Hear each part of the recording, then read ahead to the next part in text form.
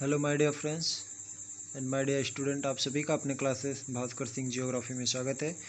जैसा कि आप लोग जानते हैं, इंडियन क्लाइमेट जो कि भारतीय जलवायु टॉपिक चल रहा है, उसको हम आज देखते हैं। जो कि कोपेन के अनुसार भारतीय जलवायु को कितने वर्गों में बांटा गया है, क्या है, किस आधार पर उन्होंने बांटा है, वो आज हम इस वीडियो में देखते हैं। सबसे महत्वपूर्ण टॉपिक है जलवायु। इससे बेहतर वीडियो आपको कहीं नहीं मिलेगा पूरे यूट्यूब पे, ये मेरा चैलेंज है। इससे बेहतर वीडियो आपको कहीं नहीं मिलेगा। देखते हैं जो हमारा टॉपिक है जलवायु।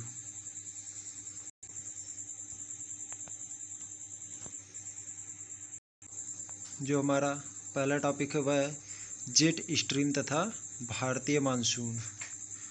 Jet stream and Indian monsoon. इसमें देखते हैं, ऊंचाई पर चलने वाली पछुआ पवनों में जेट स्ट्रीम सबसे प्रमुख है। यह अनियमित सांद्रित भूविक्षेपी पवन जियोस्ट्रॉपिक विंड की विसर्पी पट्टियां हैं जो 300 से 400 किलोमीटर प्रति घंटे की गति से बहती हैं। जेट स्ट्रीम उत्तरी गोलार्ध में अधिक ऊंचाई पर 9000 से 12000 मीटर, मध्य अक्षांश ग्रीष्मकालीन जो इसका तापमान रहता है वह है 35 सेल्सियस 35 अंश उत्तर से 45 अंश उत्तर, शीतकालीन 20 अंश उत्तर से 35 अंश उत्तर के बीच चलने वाली, जो इतने अक्षांशों के उत्तर से चलने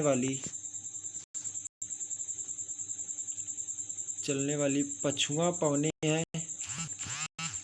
हाल ही में हुए अनुसंधानों से यह पता चला कि ये पवनें धरातल के मौसम को प्रभावित करती हैं। जो यह जेट स्ट्रीम है, यह धरातल से 9000 समुद्र तल की जो ऊंचाई है वहाँ से 9000 से 12000 मीटर की ऊंचाई पर यह जो मध्य अक्षांश है 35 अंश उत्तर से 45 अंश उत्तर और 20 अंश उत्तर से 35 अंश उत्तर, जो कि क्रमशः ग्रीष्मकालीन एवं शीतकालीन के बीच चलती है। और यह कहाँ पर चलती है? उत्तरी गोलार्ध में, जो कि उत्तरी गोलार्ध में यह बहती हैं। उसके बाद अगला हमारा जो है वो देखते हैं। अगला है हमारा तड़ित एवं चमक। एक अनुमान के अनुसार पृथ्वी पर प्रतिदिन 80 लाख बार बिजली चमकती है। बिजली उत्पन्न होने तथा चमकने में वायु का तापमान 15,000 सेल्सियस से 30,000 सेल्सियस हो जाता है। एक प्रचंड बिजली की गर्ज चमक के फलस्वरूप वायु अत्यधिक गर्म होकर फैलती है तथा भयानक गर्जन उत्पन्न होती है। चमक जितनी अधिक दूरी तक यात्रा करती है, उसकी तड़ित कंकड़ जो उसकी कड़क होती है, जो इसमें आवाज़ें होती है, और गर्जन भी उतनी ही अधिक होती है।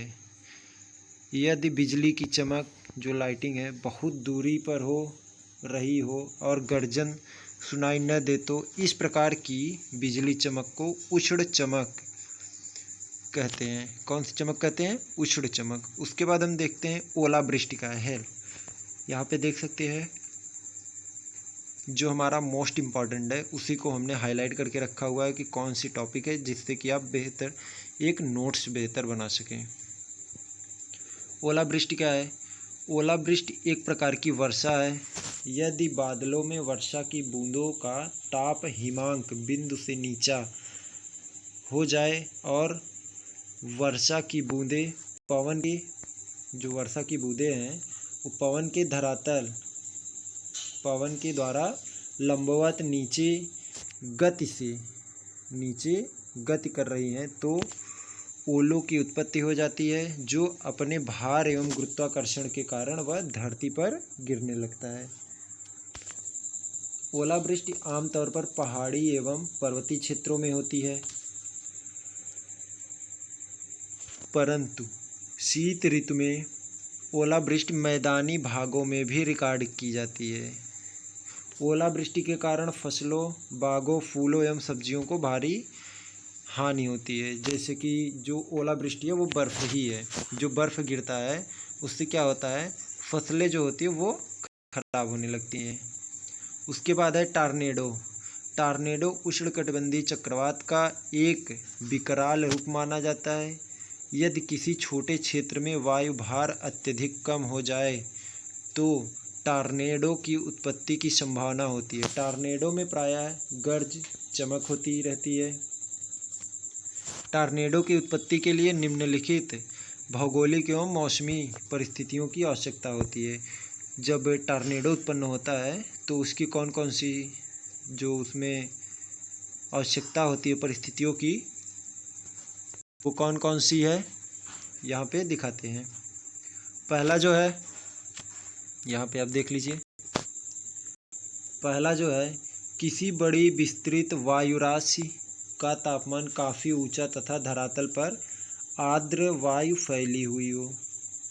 उसके बाद दूसरा है लंबवत रूप से तापमान में विविधता पाई जाती हो। उसके बाद तीसरा है कम वायु भार को प्रभावित करने वाला कोरियालिस बल उपलब्ध हो जिससे टॉर्नेडो में पवन घूमने लगे। एक बड़े टॉर्नेडो चक्रवात का व्यास 10 किलोमीटर तथा ऊंचाई हजारों मीटर तक हो सकती है। एक बड़े चक्रवात टॉर्नेडो का लंबवत आकार बढ़ता जाता है। जो आप लोग कहते हैं कि तूफान आया, बवंडर जिसको बोलते हैं बवंडर, वह क्या होता है, वह टॉर्नेडो होता है। टॉर्नेडो के मध्य भाग में वायु का भार 10% कम हो जाता है। वायु भार में भारी अंतर के कारण वायु की गति तीव्र होती जाती है तथा कभी कभी वायु की गति 485 किलोमीटर प्रति घंटे हो सकती है। यदि टॉर्नेडो जल क्षेत्र पर विकसित हो तो उसे वाटर स्पाउट कहते हैं, जिसमें सागर का पानी जल सतह से 3-4 मीटर ऊंचाई तक उठ जाता है। उसके बाद है वर्षा का वितरण। यहाँ पे हम देखते हैं भारत में वर्षा का वितरण बहुत ही असमान है। वर्षा का वितरण मुख्यतः सागर की निकटता तथा पर्वतों के विस्तार पर निर्भर करती है। पश्चिमी घाट, मेघालय के पठार, उत्तरी पूर्वी पहाड़ियाँ तथा हिमालय के पर्वतों का प्रभाव निश्चय ही महत्वपूर्ण है। जो भारत में मानसून है, जो यहाँ का वर्षा है, यहाँ पे विश्व के सबसे अधिक वर्षा भी होती है, जो कि भारत मेघालय में चिरापुंजी नामक स्थान पर होता है। और उसके बाद वहीं राजस्थान में 10 सेंटीमीटर से भी कम वर्षा पाया जाता है। यह भी भारत का ही स्थान है। जो यहाँ का वर्षा है वह वितरण बहुत ही असमान है, इसीलिए यहाँ जलवायु भी असमान पाई जाती हैं। इसके अगला टॉपिक देखते हैं। अगला टॉपिक है हमारा भारतीय जलवायु का कोपेन का वर्गीकरण। जो भारतीय जलवायु है वह कोपेन के अनुसार जो उन्होंने वर्गीकृत किया है, बताया है, उनके अनुसार देखते हैं। कोपेन का वर्गीकरण प्रकृति से आनुभाविक है, जो जलवायु के आंकड़ों पर आधारित है। कोपेन ने जलवायु प्रदेश के चित्रण के लिए निम्नलिखित कारकों पर विचार किया। उनका जो कि 3 मुख्य कारक हैं: औसत मासिक तापमान, औसत मासिक वर्षा, औसत वार्षिक वर्षा। कोपेन ने मोटे तौर पर देश को 3 मुख्य जलवायु क्षेत्रों में विभाजित किया है। वह 3 मुख्य क्षेत्र कौन कौन से हैं आप लोगों को हम दिखा दे रहे हैं। यहाँ पे आप देख सकते हैं। पहला जो है आर्द्र, उसके बाद है शुष्क, उसके बाद है अर्ध शुष्क। इन्होंने अल्फ़ाबेटली उसको नाम भी दिया है। ए जो कि आर्द्र जलवायु जहाँ पाई जाती है, उसके बाद शुष्क जलवायु बी दिया है, उसके बाद अर्ध शुष्क जलवायु सी तथा डी से उन्होंने कंपेयर किया है। इन जलवायु क्षेत्रों को उप प्रारूपों में भी विभाजित किया है। इसके लिए उन्होंने चिन्हित किया है S, W, M, F, W, S, C तथा एच। एस डब्ल्यू, उसके बाद स्मॉल सब एम, एफ, डब्ल्यू, SCH, ये सब इस्तेमाल है, जो कि अक्षरों का इस्तेमाल किया गया है जलवायु बताने के लिए। उसके बाद हम देखते हैं जो कि इन्होंने वर्ग किया हुआ है भारत की जलवायु के, कहाँ कौन सी जलवायु पाई जाती है वो देखते हैं। यहाँ पे आप देख सकते हैं, मैंने पूरा हाईलाइट करके रखा हुआ है। इसके PDF के लिए आप टेलीग्राम चैनल पर, जो कि डिस्क्रिप्शन में लिंक दे दिया जाएगा, उस पर आप जाके जुड़ सकते हैं टेलीग्राम पे। और ऑनलाइन क्लास करने के लिए आप इस नंबर पर मैसेज कर सकते हैं 900057155602।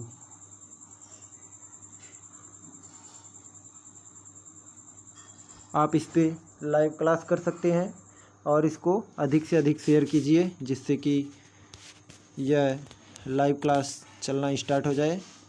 लाइव क्लास जो चलेगा वो होगा पेड क्लास, जिसमें आप मैसेज कीजिए, आपको फ़ीस बता दी जाएगी कि कितनी है। उसके बाद देखते हैं जो हमारा अगला टॉपिक है उसको देखते हैं। PDF के लिए आप टेलीग्राम चैनल पर जुड़ना ना भूलें, जो कि डिस्क्रिप्शन में इसका लिंक आपको मिल जाएगा। यहाँ पे आप देख सकते हैं जो हमारा अगला टॉपिक है ये। उसके बाद ये देखिए, जो कोपेन ने वर्गीकृत किया हुआ है कि कौन सी जलवायु कहाँ पाई जाती है, यहाँ पे आप देख सकते हैं। ये देखिए AW जलवायु जो है, AW यह जलवायु कौन सी प्रकार की है? उष्णकटिबंधीय सवाना जलवायु। यहाँ पे आप देख सकते हैं इसकी विशेषता क्या है? उष्णकटिबंधीय सवाना घास भूमि मानसूनी पर्णपाती वनस्पति। जो इसमें इसकी विशेषता है वह कौन सी है? पर्णपाती वनस्पति। उसके बाद यहाँ पे जो इसका तापमान है, सबसे गर्म महीना मई, जो कि अधिकतम तापमान 40 सेल्सियस और न्यूनतम तापमान 27 सेल्सियस। सबसे ठंडे महीने का तापमान 18 सेल्सियस से अधिक। दैनिक एवं वार्षिक तापमान की ऊंची सीमा, जो इसका तापमान होता है वह सबसे अधिक होता है। उसके बाद वर्षा जो है वह दक्षिण पश्चिम मानसून से जुलाई से सितंबर तक वर्षा, शुष्क शीत। और इसके क्षेत्र जो हैं भारत के कौन कौन से क्षेत्र हैं? प्रायद्वीपीय भारत, झारखंड, छत्तीसगढ़, उड़ीसा, आंध्र प्रदेश, तेलंगाना, महाराष्ट्र, कर्नाटक, पश्चिम बंगाल का पुरुलिया जिला, जो पश्चिम बंगाल का है वह कौन सा जिला है? पुरुलिया जिला। यहाँ पे आप देख सकते हैं, ये देखिए पश्चिम बंगाल का पुरुलिया जिला AW जलवायु जहाँ पर पाई जाती है। उसके बाद जो है हमारा m और w, यहाँ पे आप देख सकते हैं यह कौन सी जलवायु? यह उष्णकटिबंधीय मानसून जलवायु है। यहाँ का जो विशेषता है यहाँ की, वह है छोटा ठंडा मौसम, सदाबहार वर्षावन। यहाँ की जो वार्षिक तापमान होता है, वार्षिक तापमान 14 सेल्सियस से 27 सेल्सियस के बीच रहता है, जहाँ पर AMW जलवायु पाई जाती हैं। उसके बाद है दक्षिण पश्चिम मानसून के समय 200 सेंटीमीटर से अधिक भारी वर्षा। 200 सेंटीमीटर से जहाँ वर्षा अधिक होती है वहाँ पर यह जलवायु पाई जाती है। उसके बाद है कोंकण, मालाबार तट, मैलमाहुआ क्षेत्र, तमिलनाडु का पठार, मिजोरम और त्रिपुरा का दक्षिण क्षेत्र जो है, वहाँ पर कौन सी जलवायु पाई जाएंगी? AMW। ये जलवायु कोंकण, मालाबार तट, मैलमाहुआ क्षेत्र, तमिलनाडु का पठार, मिजोरम और त्रिपुरा का दक्षिण क्षेत्र जो है, यहाँ पर ये जलवायु पाई जाएंगी। उसके बाद है हमारा अगला जो है वह कौन सा है? AS। यहाँ पे आप लोगों को हम दिखा दे रहे हैं, ये देखिए AS जलवायु। यह कौन सा है? उष्णकटिबंधीय आर्द्र जलवायु है। यहाँ पर शुष्क गर्मी और इसका जो तापमान होता है वह माध्य मासिक तापमान 18 सेल्सियस। जो वार्षिक वर्षा है वह कितनी है? औसत वार्षिक वर्षा 75 सेंटीमीटर से 100 सेंटीमीटर। कुल वर्षा का 75%, 75% सितंबर से दिसंबर तक प्राप्त होता है। जो कि इसके जो भारत के क्षेत्र कौन से आते हैं? वो कोरोमंडल तट के सहारे पतला क्षेत्र, जो कोरोमंडल तट है उसका क्षेत्र आता है इसके अंतर्गत। उसके बाद है BSH स्मॉल W, यह अर्धशुष्क स्टेपी है। मार्च से मई तक गर्म और शुष्क, यहाँ पे आप देख सकते हैं। इसका तापमान जो है उच्चतम तापमान जो कि 40 सेल्सियस है। मौसमी वर्षा गर्मी में, और इसके कौन कौन से क्षेत्र हैं वो आप लोगों को दिखा दे रहे हैं। कर्नाटक, तमिलनाडु, पूर्वी राजस्थान, गुजरात, दक्षिण पश्चिम हरियाणा की वर्षा छाया क्षेत्रों के रूप। जो यहाँ पे कर्नाटक, तमिलनाडु, पूर्वी राजस्थान, गुजरात और उसके बाद दक्षिण पश्चिमी हरियाणा का क्षेत्र है, वहाँ पर इस प्रकार की जलवायु पाई जाती है, BSHW। उसके बाद है हमारा अगला, यहाँ पे आप देख सकते हैं, यहाँ पे जो कि CWG है। यह कौन सा है? मध्य उष्मीय गंगा, मध्य उष्मीय जलवायु गंगा के मैदान के प्रभार हैं। जो गंगा का मैदानी भाग है वहाँ पर ये जलवायु पाई जाती हैं। जैसे गर्म मरुस्थल प्रकार की जलवायु, शुष्क सर्दी, और उसके बाद जो इसका तापमान होता है औसत तापमान 18 सेल्सियस और ठंडे महीने का तापमान 15 सेल्सियस से अधिकतम तापमान मई और जून के पहले आधे महीने रिकॉर्ड होता है। जो इसका वार्षिक वर्षा है वो कितना हो? 40 सेंटीमीटर से नीचे। इसमें कौन सा स्थान आता है? थार मरुस्थल वाला, जो भारत का मरुस्थल वाला स्थान है वो इसके अंतर्गत आता है। उसके बाद अगला देखते हैं,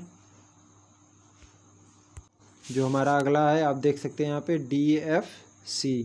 यह ठंडी आर्द्र सर्दी जलवायु है।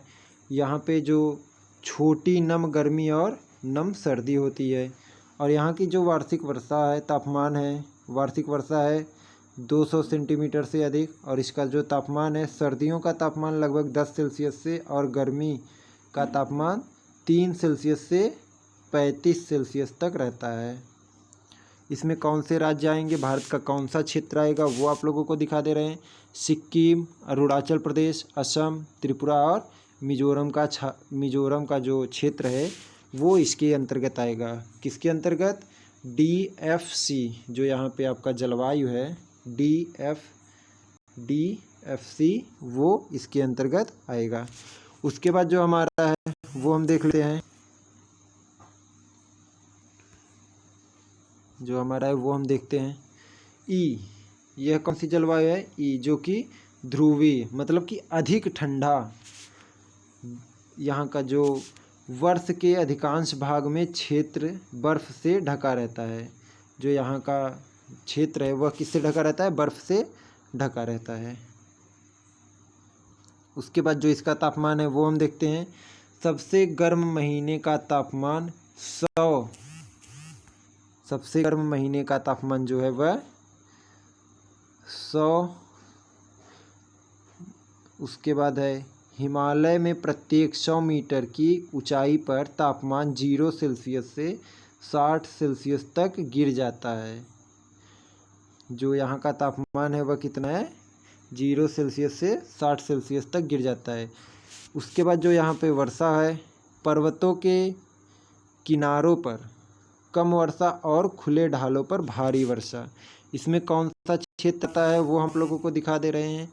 क्षेत्र इसमें आता है जम्मू कश्मीर के ऊंचे पर्वतीय क्षेत्र और हिमाचल प्रदेश तथा उत्तराखंड का क्षेत्र इसके अंतर्गत आता है। उसके बाद है हमारा जो अगला टॉपिक वो हम देखते हैं E और T।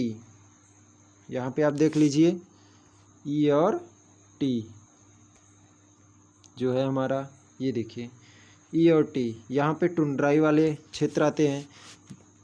उसके बाद देखते हैं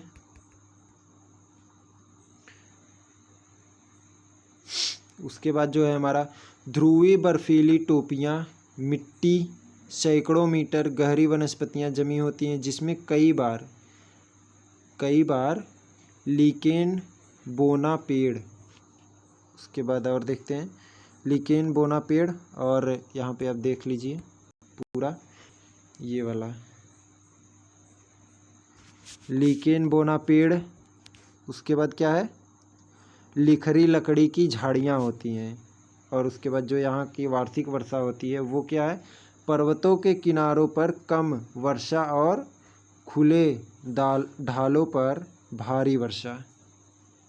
जो यहाँ पर वर्षा होती है वह पर्वतों के किनारे पर कम वर्षा तथा जो खुले ढाल होते हैं वहाँ पर भारी वर्षा होती है।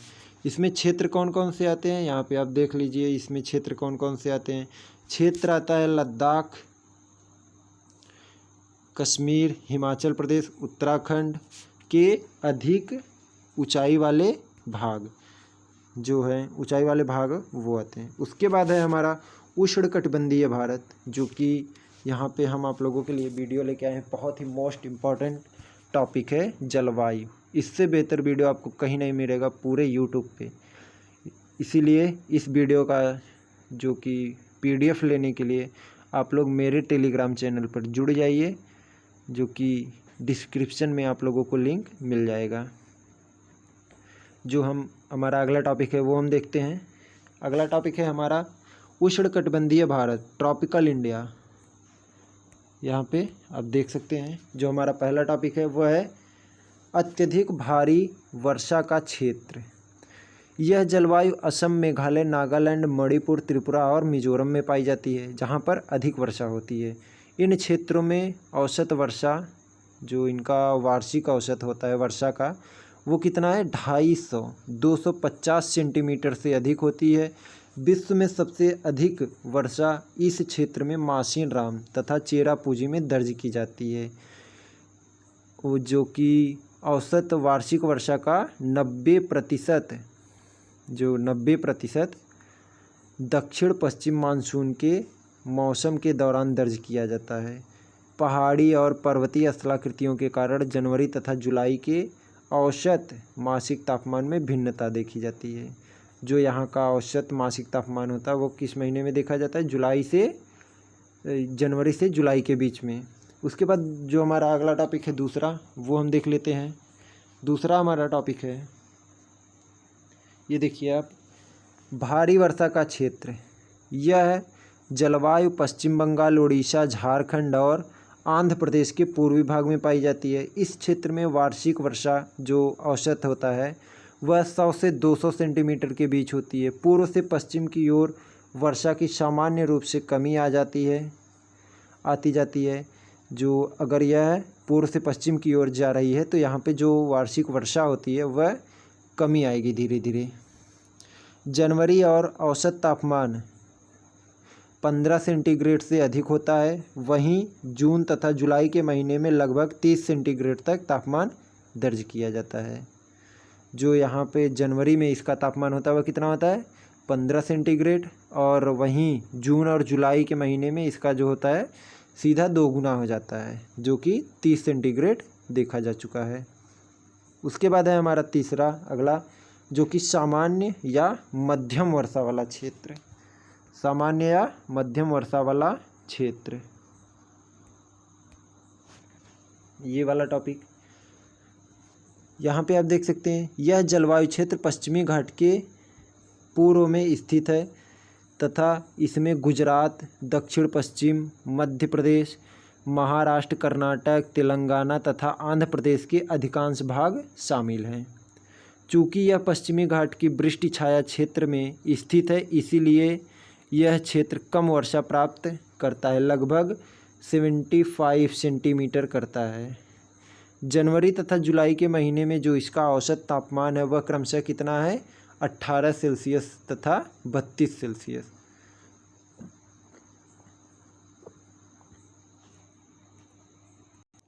जो यहाँ का तापमान जनवरी में होता है कितना होता है 18 सेंटीग्रेड, और उसके बाद जो जुलाई में तापमान होता है वह 32 सेंटीग्रेड होता है। उसके बाद अगला हमारा है कोंकण तट। इस जलवायु क्षेत्र का विस्तार तापी नदी के मुहाने से लेकर गोवा तक है। जो हमारा ताप्ती नदी है वहाँ से लेकर गोवा तक है। औसत वार्षिक वर्षा जो है यहाँ पे 200 सेंटीमीटर से अधिक होती है, जिसमें 90% दक्षिणी पश्चिमी मानसून के अरब सागर की धाराओं से प्राप्त होता है। जनवरी में इसका तापमान जो है वह 24 सेंटीग्रेड के लगभग होता है तथा जुलाई का औसत तापमान जो है वह 27 सेंटीग्रेड तक होता है।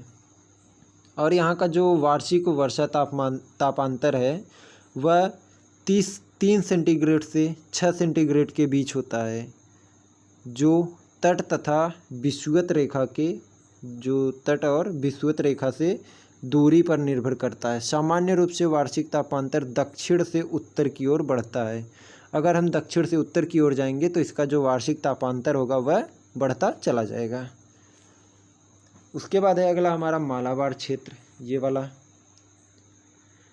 मालाबार क्षेत्र। यह जलवायु क्षेत्र गोवा तथा केमोरीन अंतरीप जो कि कन्याकुमारी के बीच पाया जाता है। इस क्षेत्र में 250 सेंटीमीटर से अधिक वर्षा दर्ज की जाती है।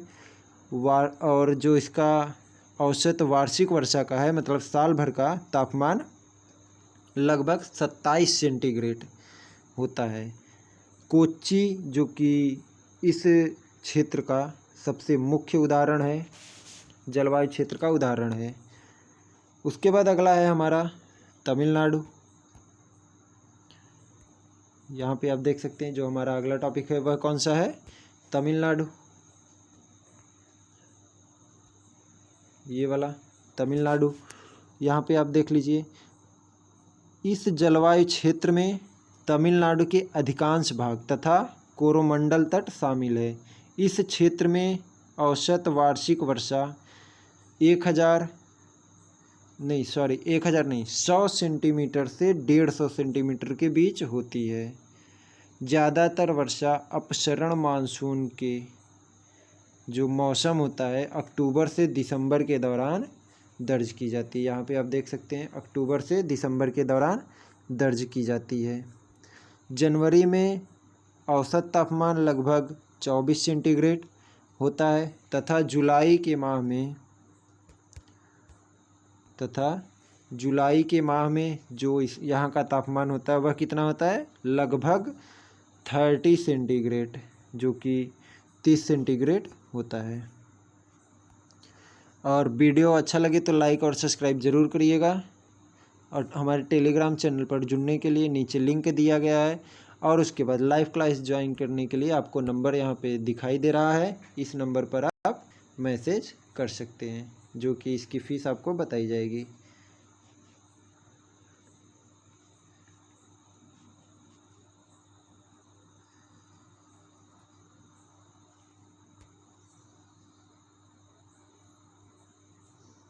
लास्ट में लिखा गया है 602।